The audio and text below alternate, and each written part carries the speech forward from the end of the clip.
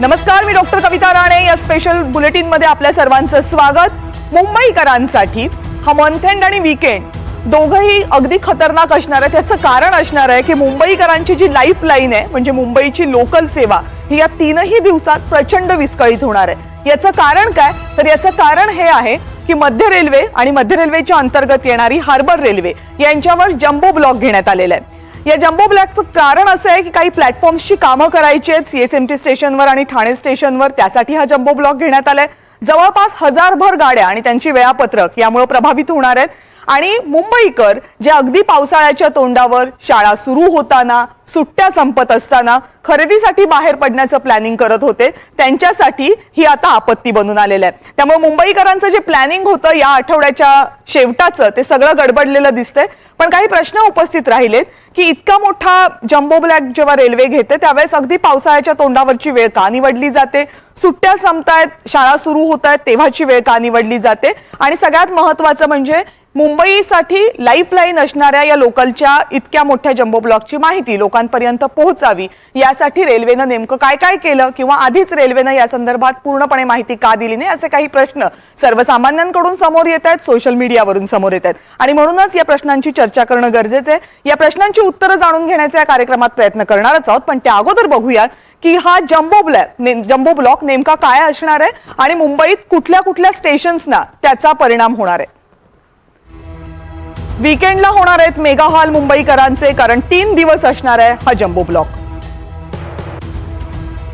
मध्य रेल्वेची सेवा आणि मध्य रेल्वेची हार्बर सेवा यांच्या मार्गावर या जम्बो ब्लॉकचा मोठा परिणाम होणार आहे, कारण या 2 मार्गांवर हा ब्लॉक असेल. ब्लॉकचा कालावधी असेल शुक्रवार ते रविवार 3 दिवस. लोकलच्या एकूण 930 फेऱ्या पूर्णपणे रद्द करण्यात आलेल्या आहेत. सीएसएमटी स्टेशनवर 36 तासांचा ब्लॉक घेण्यात आलेला आहे, जे मध्य रेल्वेवरचं सगळ्यात महत्त्वाचं स्टेशन.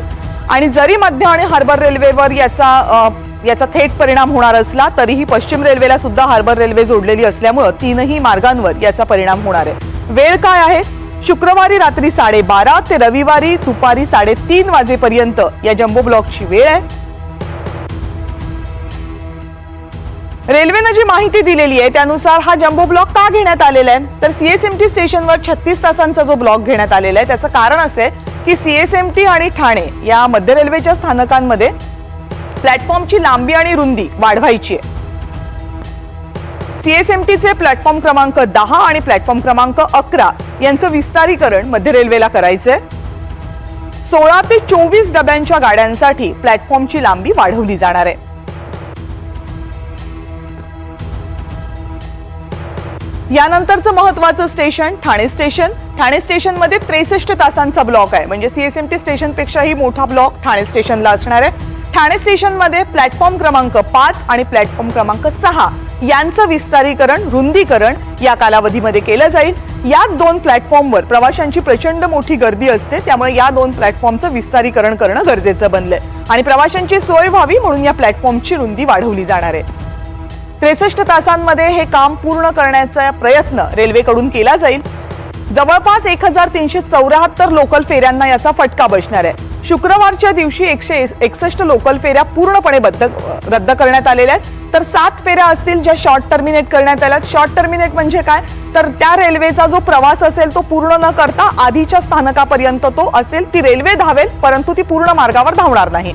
शनिवारी 534 रेल्वे गाड्या लोकल रद्द करण्यात आलेल्या आहेत, तर 306 गाड्या शॉर्ट टर्मिनेट करण्यात आलेल्या आहेत. रविवारी 235 लोकल रद्द करण्यात आलेल्या आहेत, तर 131 गाड्या या शॉर्ट टर्मिनेट करण्यात आल्या आहेत. एकूण जर आकडा बघितला तर या 3 दिवसांच्या कालावधीमध्ये 930 लोकल फेऱ्या असतील ज्या पूर्णपणे रद्द केलेल्या आहेत, तर 444 लोकल फेऱ्या आहेत ज्या शॉर्ट टर्मिनेट करण्यात आलेल्या आहेत, म्हणजे त्या कमी अंतरावर धावतील. आणि याच संदर्भात आपल्या सोबत बोलण्यासाठी मध्य रेल्वेचे मुख्य जनसंपर्क अधिकारी मिस्टर लीला आत्ता आपल्या सोबत आहेत. त्यांच्याशी आपण याबाबत बोलणार आहोत. सर, खूप खूप स्वागत तुमचं या चर्चेमध्ये. धन्यवाद. लीला सर, सगळ्यात पहिला प्रश्न अर्थात मुंबईकरांसाठी, कारण लाखो लोक या रेल्वेनं प्रवास करत असतात. रविवारच्या मेगा ब्लॉकची मुंबईकरांना आता बऱ्यापैकी तुम्ही सवय करून दिलेली आहे, पण शुक्रवार पासूनचा मेगा ब्लॉक हा मुंबईकरांसाठी काय सवयीचा नाहीये. काय नेमकं कारण होतं की एकदम दोनही स्टेशनवर इतका मोठा ब्लॉक घ्यावा लागला आणि कधीपासून याचं नियोजन झालं होतं? आपण एक महत्वाची गोष्ट जर लक्षात घेतली तर याच्यामध्ये एक महत्वाची गोष्ट हे आहे की या दोन्ही ब्लॉकला जर आपण वेगवेगळं केलं असतं तर याचे रिपकशन्स खूप जास्त झाले असते. बरं. आणि सोबतच आपण जर ठाण्याच्या ब्लॉकची बद्दल बोलू लागलो तर या ठाण्याच्या ब्लॉकमध्ये नॉर्मलमध्ये जर हे काम केलं गेलं असतं तर या कामाला प्लॅटफॉर्मचं जे वाईडनिंगचं काम आहे किंवा प्लॅटफॉर्म रुंदीकरणाचं जे काम आहे याला साधारणपणे 5 ते 6 महिने लागत असतात. तर याच्यामध्ये प्रवाशांना कमीत कमी त्रास व्हावा म्हणून मध्य रेल्वेने हे काम 63 तासामध्ये कंप्लीट करायचा विडा उचललेला आहे. माझी अशी अपेक्षा आहे सगळ्या मुंबईकरांकडनं सहकार्य तर याच्यासाठी नक्कीच मिळेल, पण सोबत मुंबईकरांना हे जनरली जे नवीन काही गोष्टी करतात त्याचं ॲप्रिसिएशन सुद्धा मुंबईकरांना असतं. तर याच्यामध्ये आपण प्रवाशांना कमीत कमी त्रास व्हावा याची काळजी घेतलेली आहे आणि 6 महिन्याचा जो ब्लॉक आहे तो आपण अक्षरशः 63 घंट्यावरती आणलेला आहे. त्याच्यामुळे मला असं वाटतं की याचं थोडंसं आपल्याला मुंबईकरांना पण याचं कौतुक असलं आहे आणि सोबत पूर्ण भारतीय रेल्वेसाठी सुद्धा हा पहिल्यांदा केलेलं काम आहे. याच्यामध्ये साधारण 785 असे सिमेंटचे प्रीकास्ट ब्लॉक्स आपण तयार केलेले आहेत. ते तयार करून आपण ऑलरेडी तयार करून ठेवलेले आहेत. या ब्लॉकना आपण दुसऱ्या मुलुंड स्टेशनवरती तयार करून ठेवलेले आहेत. त्या ब्लॉकना ठाणे स्टेशन पर्यंत आणण्यासाठी आपण स्पेशल टाईपच्या वॅगन्स ज्या मिलिटरीच्या वॅगन्स असतात, MBWT वॅगन म्हणतो, ज्याच्यामध्ये टँक वगैरे कॅरी केले जातात, अशा वॅगनचा वापर करतो आहोत. याच्यामध्ये साधारणपणे 5 पोकलेन मशीन ज्या आपल्या असतात किंवा जे क्रेन असतात त्यांचा आपण वापर करतोय आणि त्यांच्या आधारे या 785 साधारणपणे 2 टन वजन असलेल्या सगळ्या ब्लॉक्सना आपण आणून त्या जागी त्यांना ठेवणार आहोत. त्याच्यामुळं ह्या कामाला बराच वेळ लागणार आहे. 5 ते 6 महिन्याचं जे काम आहे ते आपण 63 तासामध्ये पूर्ण करतो आहोत, केवळ मुंबईकरांच्या सोयीसाठी आणि मुंबईकरांना कमीत कमी त्रास व्हावा म्हणून. कारण आपण जर लोकल सेवेचा भार पाहिला तर लोकल रोज मध्य रेल्वे 1810 लोकल चालवते. म्हणजे 3 दिवसामध्ये मिळून 5430 लोकल मध्य रेल्वे चालवते. 5430 लोकल पैकी आपण जर पाहाल तर केवळ 930 लोकल आपल्या कॅन्सल आहेत आणि 444 लोकलचं शॉर्ट टर्मिनेशन आपण करतोय, तेही आपल्या प्रवासाच्या फक्त 4 ते 5 स्टेशन कमी असताना. म्हणजे ज्या लोकल पहिले छत्रपती शिवाजी महाराज टर्मिनस पर्यंत येणार होत्या त्या लोकलना आपण दादरला शॉर्ट टर्मिनेट करतोय किंवा भायखळ्याला शॉर्ट टर्मिनेट करतोय. सोबतच हा जो फायदा आहे हा फायदा प्रामुख्याने लोकलच्या प्रवाशांनाच होणार आहे. प्लॅटफॉर्मचं रुंदीकरण झाल्यानंतर ठाणे प्लॅटफॉर्मवरती जी प्रवाशांची खूप दिवसांची डिमांड होती की तिथे लिफ्ट आणि एस्केलेटर्स लागले पाहिजेत, सोबतच जो सध्या तिथला अरुंद जिना आहे त्या जिन्याची लांबी अजून वाढवता आली पाहिजे. या गोष्टीसाठी याचं प्लॅटफॉर्मचं एक्सटेन्शन करणं आवश्यक होतं, प्लॅटफॉर्म वाईडनिंग आवश्यक होती. ते काम आपण हाती घेतलेलं आहे.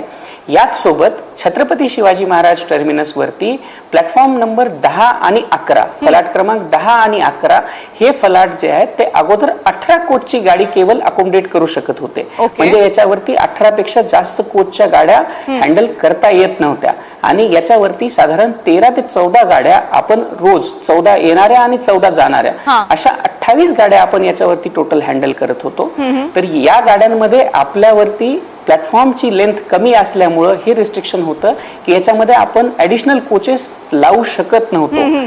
त्याच हेतूने मध्य रेल्वेने हा ब्लॉक घेतलेला आहे की ज्याच्याकरून आणि याच्यातलं काम देखील आता पूर्णत्वाला पोहोचत आहे. हा शेवटचा ब्लॉक आहे.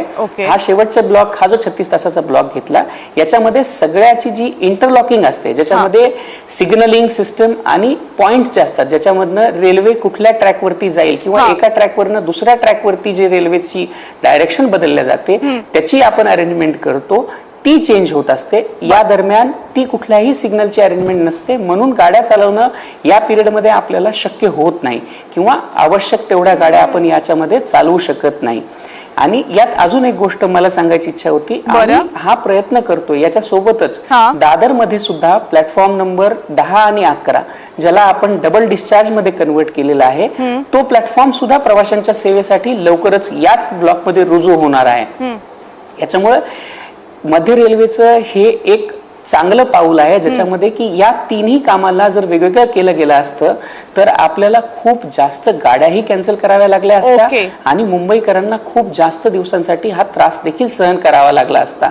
याच्यामुळं मध्य रेल्वेनी मुंबई मंडळाने या सगळ्या ब्लॉकचं एक सिंक्रोनायझेशन करून एकत्र याच्यासाठी ऍडिशनल प्रयत्न करून हा सगळा ब्लॉक जो आहे तो मान्सूनच्या पूर्वी कंप्लीट करायचा एकत्र करण्याचा प्रयत्न केलाय. पण मला एक सांगा सर की सीएसएमटी स्टेशनवर जो तुम्ही ब्लॉक घेतलाय त्याच्यावर प्लॅटफॉर्म क्रमांक 10 आणि 11चं काम होणार आहे, तर हे प्लॅटफॉर्म्स हे लोकल सेवेसाठी उपलब्ध होणार आहेत की आउट स्टेशनच्या ट्रेनने जाणाऱ्या प्रवाशांसाठी उपलब्ध होणार आहेत? या ज्या गाड्या आहेत प्लॅटफॉर्म नंबर सीएसएमटी वरती प्लॅटफॉर्म क्रमांक 1 ते 7 हे लोकल सेवेसाठी असतात आणि प्लॅटफॉर्म क्रमांक 8 पासून 18 पर्यंतचे जे सगळे प्लॅटफॉर्म आहेत हे लांब पल्ल्याच्या गाड्या म्हणजे मेल एक्सप्रेस ट्रेन यांच्यासाठी वापरले जातात. यातला प्लॅटफॉर्म क्रमांक 1 आणि 2 जे आहे ते हार्बर लाईनचे प्लॅटफॉर्म्स आहेत आणि प्लॅटफॉर्म क्रमांक 3 पासून 7 पर्यंतचे जे प्लॅटफॉर्म आहेत ते प्लॅटफॉर्म आपण मध्य रेल्वेच्या मेन लाईन म्हणजे कल्याण, कसारा, कर्जत या डायरेक्शनला जाणाऱ्या गाड्यांसाठी वापरतो. काही लोकांच्या प्रतिक्रिया आपल्यापर्यंत आल्यात प्रवाशांच्या या जेव्हा ब्लॉकची त्यांना माहिती मिळाली, तर ते लोकांचं काय म्हणणं आहे ते आपण एकदा ऐकूयात, मग त्याच्यावर आधारित जर काही प्रश्न असतील तर तेही घेऊयात.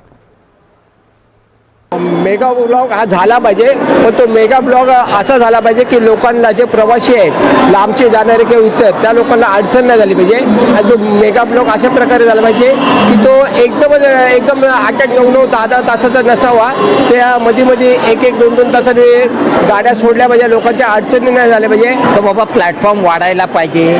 6 लाख प्रवासी ठाण्यावरून प्रवास करतात आणि त्यांना सर्व स्टेशन प्लॅटफॉर्म जिने सर्व अपुरे पडतात, परंतु रेल्वे कुठलेही काम करताना कोणालाही विचारात घेत नाही. मी 8 मे रोजी आम्ही प्रवासी संघटनेतर्फे DRMला लेटर दिलेलं आहे का तुम्ही काम करता चांगलं आहे, परंतु पावसाळा मोक्यावर आलेला आहे. प्लॅटफॉर्मची तुम्ही रुंदी वाढवत आहेत, परंतु त्याच्याबरोबर जर पत्र्याचं शेड वाढवलं नाही तर प्रवाशांचे किती हाल होते. अगदी जेन्युइन प्रश्न होते. मला वाटतं सेकंड बाईट मधनं 3 प्रश्न महत्वाचे उपस्थित झाले. त्यातला एक होता की प्रवासी संघटनांना का विचारात घेतलं जात नाही. असं झालं तुमच्याकडनं, तुमच्या खात्याकडनं की लोकांशी संपर्क साधला गेला, विशेषतः प्रवासी संघटनांशी? लोकांशी आणि प्रवासी संघटनांशी देखील या संदर्भामध्ये सगळा संपर्क साधला गेलेला आहे. सोबतच आता जे मी आपल्यासोबत लाईव्ह करतोय किंवा आपल्यासोबत जे मी कनेक्ट झालेलो आहे हा देखील एक प्रयत्न आहे ज्याच्या मार्फत आपण जास्तीत जास्त प्रवाशांपर्यंत पोहोचू शकतो. याच सोबत आपण सगळ्या सोशल मीडिया चॅनल्सवरती सुद्धा आपण लोकांशी कनेक्ट होतो. ट्विटर असू द्यात, फेसबुक असू द्यात किंवा अजून दुसरी काही समाज माध्यमे असू द्यात. याच सोबत प्रिंट मीडियामध्ये आपण या ब्लॉकची जी इन्फॉर्मेशन आहे ती मागच्या 1 आठवड्यापासून सलग देतो आहोत. जर आपण ट्विटर हँडलवरती पण चेक केलं तरी रोजच्या रोज कुठल्या मेल एक्सप्रेसना इम्पॅक्ट असणार आहे, कुठली मेल एक्सप्रेस जी आहे ती शॉर्ट टर्मिनेट केली जाणार आहे किंवा कुठली मेल एक्सप्रेस केवळ पनवेल पर्यंत चालणार आहे, दादर पर्यंत चालणार आहे, याची इन्फॉर्मेशन सुद्धा आपण रोजच्या रोज सगळ्या प्रवाशांपर्यंत पोहोचवतो आहोत. ते लोकल समाज माध्यमे असू द्यात किंवा प्रिंट मीडिया असू द्यात किंवा टीव्हीच्या माध्यमातून पण आपण ही इन्फॉर्मेशन सगळ्यांपर्यंत पोहोचवत आहोत. त्यांच्याकडनं दुसरा एक मुद्दा महत्वाचा असं समोर आला होता की ऐन पावसाळ्याच्या तोंडावर, ज्याच्याबद्दल मी सुद्धा मगाशी म्हटलं होतं की आता शाळा सुरू होण्याची वेळ आली, सुट्ट्या संपलेल्या आहेत, त्यामुळे बऱ्याच जणांना पावसाळ्याच्या खरेदीसाठी बाहेर पडायचं असतं, शाळांच्या खरेदीसाठी बाहेर पडायचं असतं, ऍडमिशन्ससाठी बाहेर पडायचं असतं. अर्थात रविवारी ती कामं होत नाहीत, पण खरेदीची कामं नक्की रविवारची होतात. तर ही वेळ जी होती ही काही ठरवून घेतली होती की अगदी पावसाळा तोंडावर असताना? आपल्याला मी एक गोष्ट सांगू इच्छितो की लोकल ही मुंबईकरांसाठी इतकी आवश्यक आहे की कुठल्याही दिवशी याचा जर ब्लॉक घेतला तर तो आपल्याला त्रास सहन करावा, तर तो त्रास मिनिमम लोकांना सहन करावा लागावा, म्हणून आपण हे जे ब्लॉक आहेत ते शनिवार आणि रविवारी जुळवून घेतलेले आहेत. हा ब्लॉक जर मी जे कोणी प्रश्न विचारलं त्यांना जर आपण म्हणलं की बाबा याच्याशिवाय दुसरा कुठला तरी दिवस सजेस्ट करा, तर हे दिवस दुसरा कुठलाही सजेस्ट करणं कुणालाही शक्य होणार नाहीये. कारण शनिवार आणि रविवारी जी लोकलची रिक्वायरमेंट असते ती सगळ्यात कमी असते त्यातल्या त्यात. आणि आपण आता कुठल्याही दिवशी आपण जसं म्हटलं लोकलला आपण मुंबईची लाईफलाईन म्हणतो किंवा मुंबईकरांची जीवनवाहिनी म्हणतो. त्याच्यामुळे आपण कुठल्याही दिवशी ती जीवनवाहिनी बंद केली तर हा त्रास हा होणारच होता.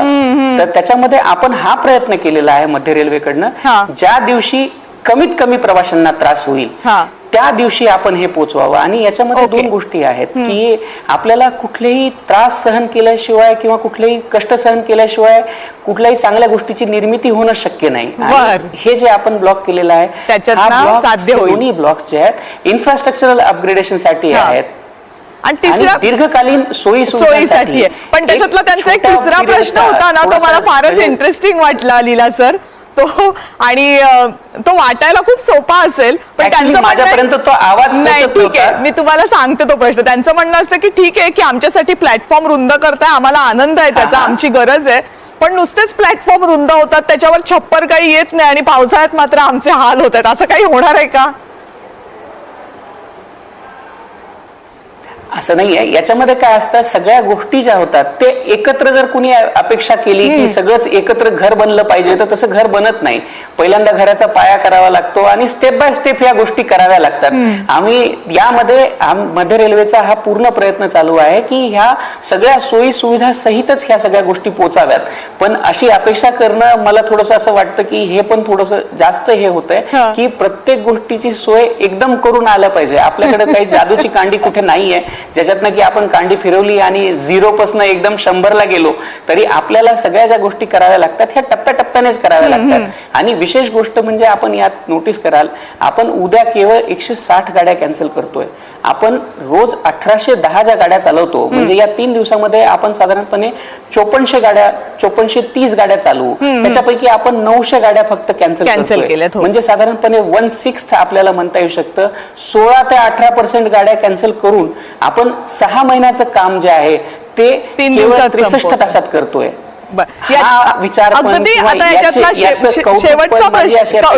त्याचा निश्चित कौतुक आहे कारण हे सगळं काम झाल्यावरच मुंबईकरांना कळेल की हे त्यांच्यासाठी किती महत्वाचे होते, रादर हे 3 दिवस त्यांच्यासाठी किती महत्वाचे होते. अगदी शेवटचा प्रश्न जो मलाही प्रवास करताना नेहमी जाणवतो, रेल्वेला सहकार्य करायला लोक तयार असतात. रेल्वे सारखी इतकी मोठी सेवा आहे, तिच्यामध्ये कधी ना कधी काही ना काही होतं. अहो पण त्यात ज्या अनाउन्समेंट असतात ना त्या इतक्या गडबडीच्या असतात की नेमकं गोंधळाच्या वेळी त्या अनाउन्समेंट एकतर धड होत नाहीत आणि धड झाल्या तर ते काय चाललेलं आहे त्याच्यातनं हे कानाला नीट काय उमगत नाही. ते आता या निमित्तानं आम्हाला ते तरी सांगा की ते तरी नीट द्याल की नाही त्या 3 दिवसांमध्ये आम्हाला. आपण नक्की अनाउन्समेंट व्यवस्थित करतोय आणि सोबत आम्ही ही आपण जे टीव्ही मीडियावरती बोलतोय ही पण एक अनाउन्समेंटच कन्सिडर केली जाऊ शकते. जसं या अनाउन्समेंट मध्ये कधी कधी आवाज आमच्यापर्यंत पोहोचत नाही त्याच प्रकाराने कधीतरी प्लॅटफॉर्म वरती पण जी यंत्रणा आहे, कारण आपण लक्षात घ्याल साधारणपणे 100 पेक्षा जास्त स्थानक मध्य रेल्वेच्या मुंबई मंडळावरती आहेत. तर याच्यामधल्या ज्या काही स्थानकांमध्ये जर काही कमतरता जाणवली आणि जर ती कमतरता आपल्याला कोणी निदर्शनास आणून दिली तर आपण तत्परतेने रेल्वे किंवा रेल्वेची सगळी सिस्टम आहे ती त्या कामाला ठीक करण्यासाठी लवकरात लवकर प्रयत्नशील असते आणि लवकरात लवकर आपण ते ठीक पण करतो. बरं, तुमच्याशी बोलल्यानंतर मी मुंबईकरांना आश्वस्त करू ना की सोमवारी सकाळी त्यांना ऑफिसला जायला काही प्रॉब्लेम होणार नाहीये? नक्की आपण मुंबईकरांना हे करा की मध्य रेल्वे याच्यासाठी पूर्णतः प्रयत्नरत आहे आणि आपण सोमवारी सकाळचं म्हणताय, आमचा हा प्रयत्न आहे की रविवारची संध्याकाळचीच सगळी लोकल सेवा आपण व्यवस्थित चालू करावी, हा आपला प्रयत्न आहे.